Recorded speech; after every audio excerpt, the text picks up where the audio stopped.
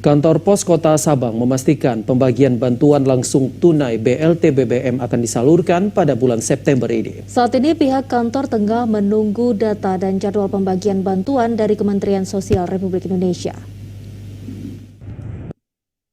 Pemerintah telah mulai menyalurkan bantuan langsung tunai BLT bahan bakar minyak BBM sebagai salah satu bentuk pengalihan subsidi BBM.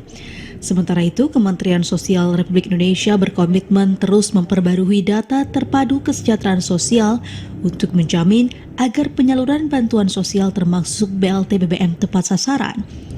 PT Pos Indonesia menyatakan siap menyalurkan BLT BBM kepada 18 juta keluarga penerima manfaat BLT BBM, sementara sisanya akan menunggu proses pemutakhiran DTKS. PT Pos Indonesia Cabang Sabang sendiri hingga kini masih menanti data dan jadwal penyaluran BLT BBM di Sabang.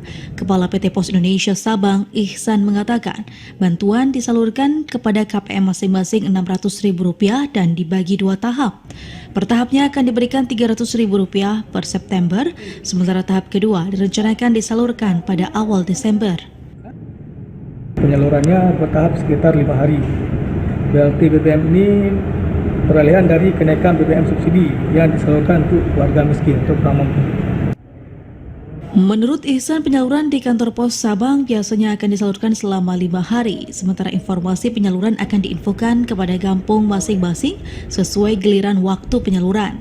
Dalam pembagian, warga diminta membawa KTP dan KK serta surat undangan serta tidak dapat diwakilkan.